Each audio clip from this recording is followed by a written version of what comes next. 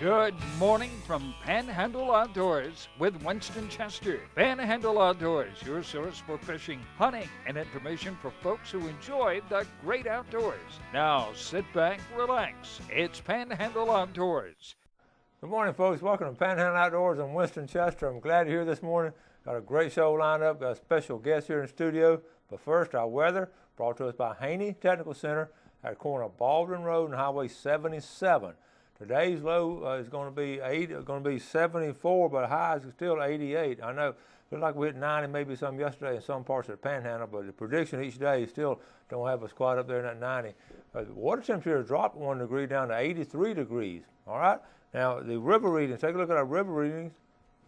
Apalachicola is finally dropping out just a little bit. It's been up and down, but it's reading this morning at 14.7. But now we're predicting a pretty steady drop. But it's not a fast drop, but pretty steady, okay? The Choctawhatchee at Caryville is going to sort of mimic the big river. It's going to start dropping this morning. It's reading a 12.5, and it has a steady drop, but a weekend now. By Saturday, it's going to be on down about maybe 10 foot, but it's going to be a dropping river on both the big rivers. They'll be dropping out, and a good time to go fishing. A lot of folks will be wanting to get on the river if it don't rain and thunder and lightning, all right? Now, let's take a look at our tide chart brought to us by Kent Forest Lawn Funeral Home and Cemetery. Today, we're looking at a high tide at 5:54. Today is Thursday, July the 18th. Folks, July is getting on out of here. But we got a high tide at 5:54 this morning and then a low tide at 4:52 this afternoon. A good strong tide today, tomorrow, and Saturday on our tide chart. Marine forecast looking at southeast at 5 to 10. All right, that takes care of our weather. We'll take our break and be right back.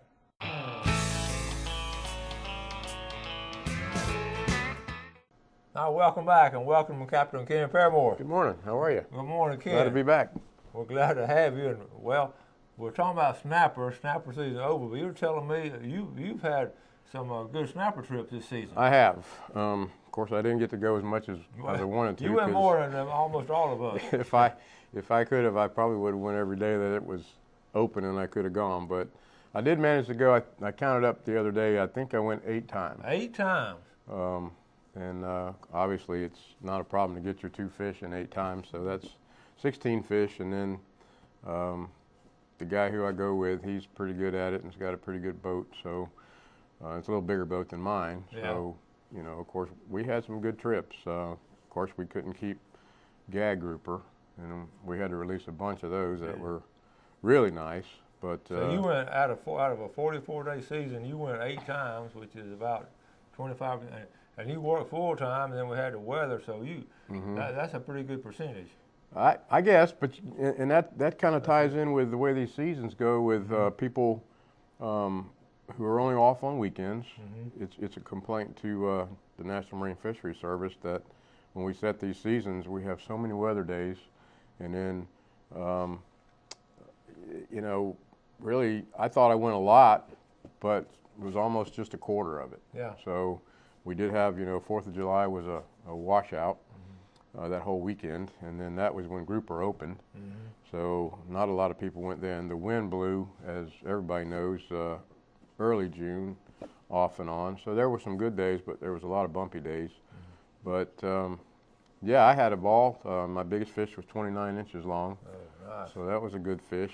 And it ended, as you know, and gag grouper is open and will be open through December 3rd. There is talk of a fall snapper season or fishing time that National Marine Fisheries, the Gulf Council, is meeting. I guess actually they're going to meet soon. Yeah.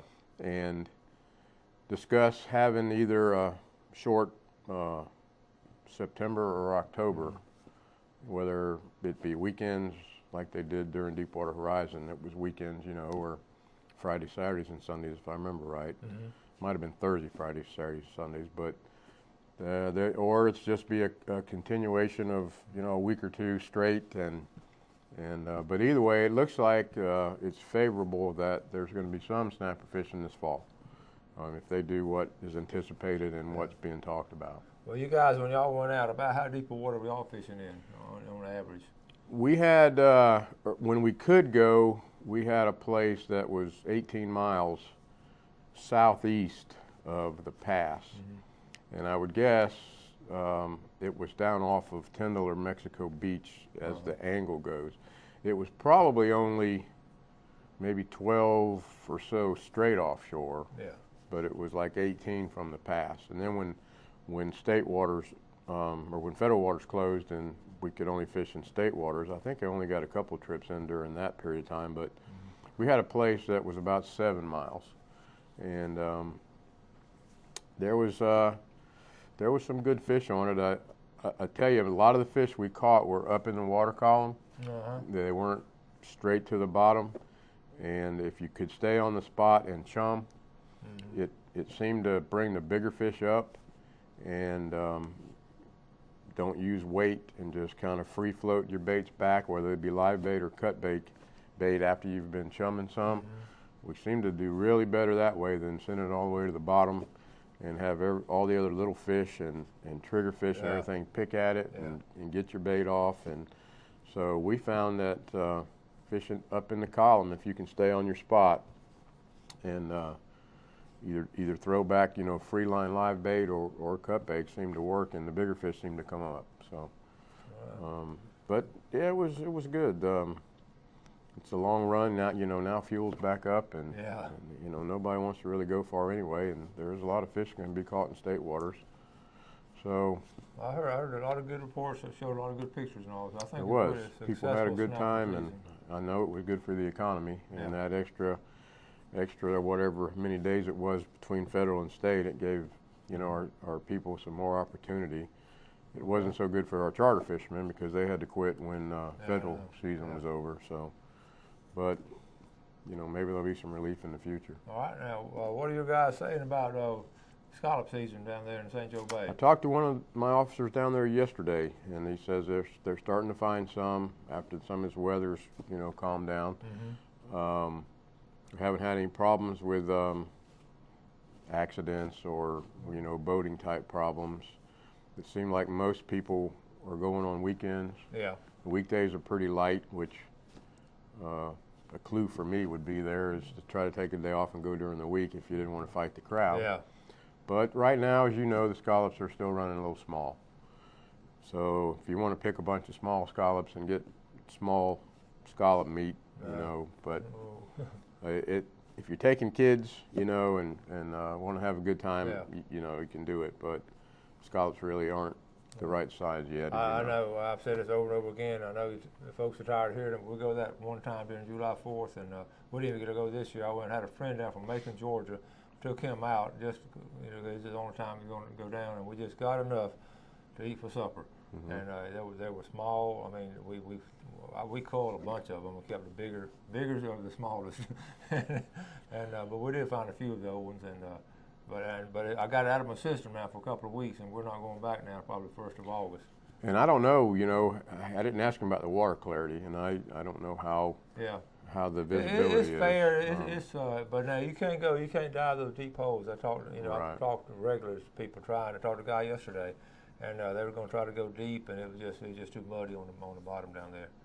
So. I do know. I do want to mention our dive flag awareness campaign and remind everybody about the importance of those dive flags, and it's also important for the divers to stay close to them as well as it is for the boaters to kind of stay away from them, or at least go at idle speed when you're close to them. That will save a lot of headaches for a lot of people. That's true. I watched them last time down there when I was there. It was a good crowd, and everybody was moving along really nice and looking around and all, so it worked out good. Let's take this break. We'll be right back.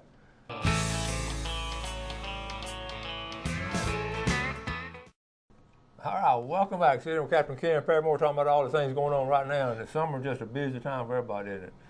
It is, and if we can ever get some good weather, I came in the pass the other day from a fishing trip, and I didn't think we was going to get through the pass for all the boat traffic and the dolphin tours and the jet skis that were inside the pass because the water was so dirty. And the dolphin at that time were right in the middle of the pass, and you couldn't hardly navigate the pass, for the people. And if we get good weather, it is going to be busy. It has been busy. Well, that's great. And here's I'm going to show you a couple of pictures real quick. All kinds of things going on offshore and inshore. Here's Captain Bill Barlow. Bill takes a trip. Had a nice trip. Good trout. A nice trout. They caught some. He said he caught about 7 redfish and 3 or 4 nice trout. There's one of the customers on her first redfish there, just right here inshore. Okay, and here's some of our last pictures. This is up here, Bonifay. This is Mark Bell and Wesley, and I had a good trip up there. So I'll keep sending those pictures in. All kinds of things going on here, and we just all these pictures are fresh pictures, and everybody likes to see them. So good offshore trip and inshore trip right there. I haven't got a lot of freshwater pictures. You guys are over on the freshwater side. You been seeing any catches? No. I would hope that the sandhill ponds are up and you'll start seeing some. Yeah. The Carter Tract, I hope. I haven't been up there. Now, I understood one of the roads got washed out in all that rain. A lot of roads up there got washed out. I'm hoping it brought up some of the water levels on the ponds. Yeah. And then you'll hopefully start seeing some fish caught. I think I know the rivers are up, and I don't know, other than the catfish, like you mentioned the other day, and we'll talk about trot lines after a bit. Well, you mentioned about the biggest problem we're having right now is lionfish. Speaking of offshore, if people aren't aware, these invasive, and they are invasive species, which is the lionfish, are taking over our reefs and wrecks and all over the state, from South Florida and the Keys all the way up, and even now in the Gulf. I was talking to a couple of my officers lately that are divers, and they dive regularly, and they say they can't hardly go down without seeing them, and it seems to be more and more, and they try to kill them each time that they see them, but they're a predator for the reefs, and they do deplete, and they're not native here, and I guess they have such an appetite that they just keep eating, and they eat all the small reef fish and all the fry and the smaller fish that are around the reefs, and I guess they repopulate so rapidly.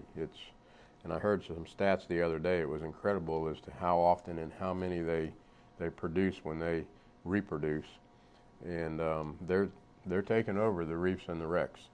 And the commission, in trying to take action to keep this invasive species at bay, which is like they've done with the snakes in the Everglades and some of these other species, it has done what we could to.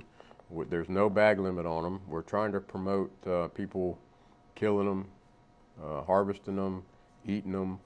There's tournaments already for them in South Florida for people who could bring in either the most. We've reduced or done away with even having to have a license to go down and try to catch them. If you use a net or a pole spear or a Hawaiian sling, you're even exempt now from having to have a fishing license to go down. If you use a spear gun and go down, which you could be interpreted to be harvesting another type of fish or a reef fish, obviously you need a fishing license. And that's the least of people's issue, is whether they have a license or not. But they are good eating. People are cleaning them and eating them, and we are encouraging every diver who goes down, if they have the means and are capable, to try to get rid of them, because it's going to be a problem if it's not already. Wow.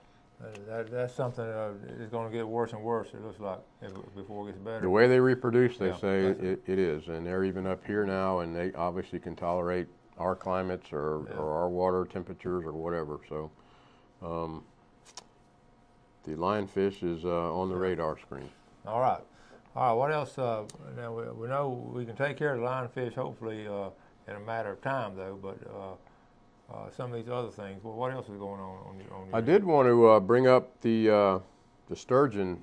Our agency did a news release the other day to try to help the public be aware of, and I think Scott wrote an article in one of the papers recently, in his article about sturgeon jumping. And now with the water up, we're not sure if they're jumping as much as they were when the water was low, but they will jump. And that accident on the Choctawhatchee that I talked about last month, fortunately for that young man, he is recovering nicely, and he had some pretty severe injury at the time, and boat was going down the river. I thought at the time, in the information we received, it was in Holmes Creek, but it was actually on the river. Okay. And they were headed back to, I think, Holmes Creek. but he had a rough go there for a while, but he's recovering nicely.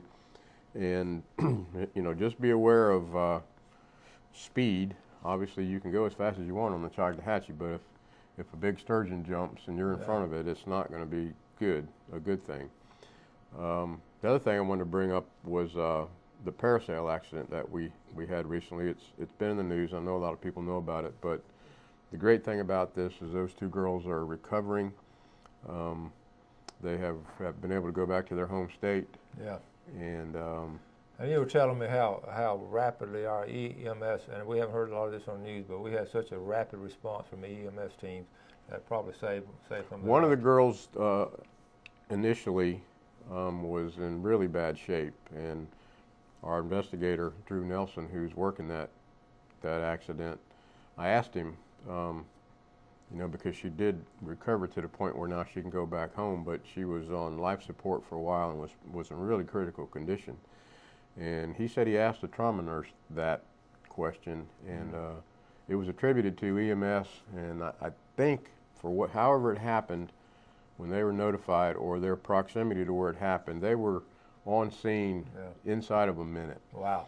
And they were able to get her, I don't want to use the word stable, but prepared and transported quickly enough to get her to the hospital to have those life support and trauma people involved, that they attributed a lot of that to her, which I thought was great. Yeah, and it was really a shame that accidents do happen, but these people were down here on vacation and came to have a good time, and things went wrong, and then they ended up almost having a severe tragedy, even though it was a tragedy of its own.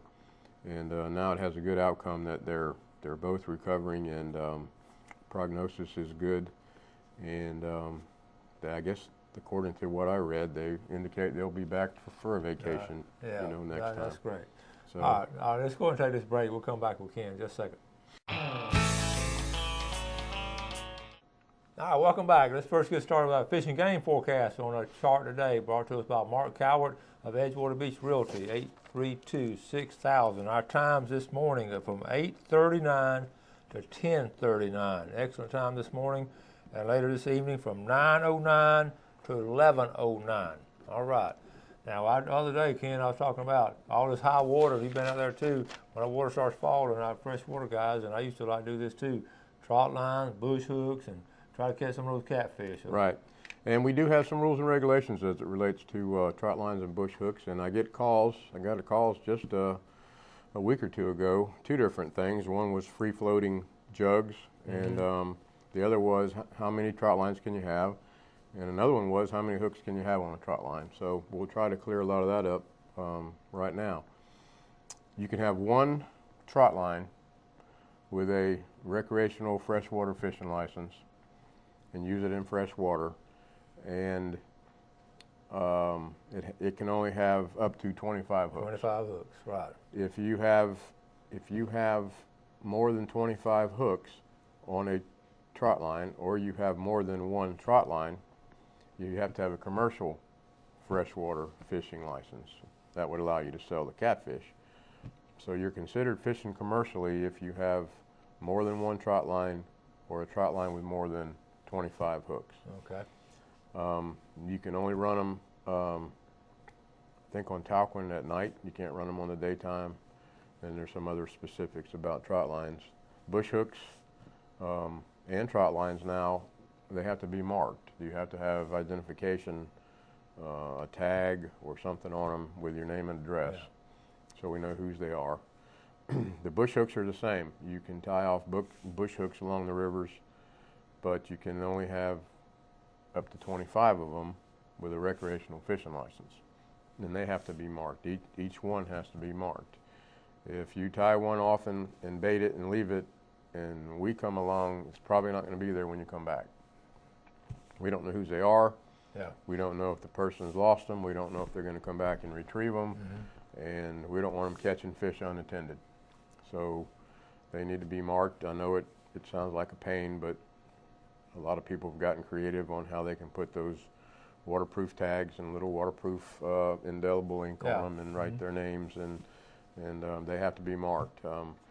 Another question we had was free-floating jugs. I think Georgia or maybe some other states allow them, where you could tie a, for lack of a better term, a bush hook, a line and a hook onto a milk jug, Yeah. or a Clorox jug, and just toss it out and let it fish. State of Florida doesn't allow that, so you can. The question I had the other day was, could you have a jug, a line hooked to a jug with a hook on it? And I said, if it's fastened to the bottom, Okay. you know, with a weight to where that thing can't free float all over the lake, like a trot line is weighted down, you know, normally on one end, and a lot of times both. Same thing with that. It's not a free floating jug. That jug is just marking where your line is. So you could do that. But if you just take a jug and tie a line and a hook on it and bait it and throw it overboard, that's not legal, because those will float all over and become unattended, or they get lost, or somebody else will come and get them. So All right. you can't use free floating jugs, and that kind of defines the trot line and bush hook deal. All right. We got a couple minutes left. Let's talk about our case of the month. Okay. You talking about one this month? Yeah, probably our biggest one for the month was, it's unfortunate for the charter fishing boat, but we rely on these charter fishing boats to stay within the law, and we give them a lot of latitude as far as coming and going, and try not to impede their operation. You know, this particular boat that day had 52 people on board, and as you know, if an officer shows up to check that boat when he docks, it's kind of hard to check 52 people and check their bag limit. However, we received information about this particular boat the day before. A patron had gone on it and fished, and they were keeping too many fish. Okay. And so we boarded the boat, and they had like 33 red snapper over, and that captain got a ticket. Okay. All right. Got to obey the law. All right. Yeah. All right, folks. Thank you, Ken, so much for coming on. Thank you. Enjoyed it. Thank y'all for watching our show, folks. You do something good for somebody today. God bless. Thanks for joining us for Panhandle Outdoors with Winston Chester. Panhandle Outdoors features hunting, fishing, and other activities and information to help you enjoy the great outdoors. Join us next time for Panhandle Outdoors.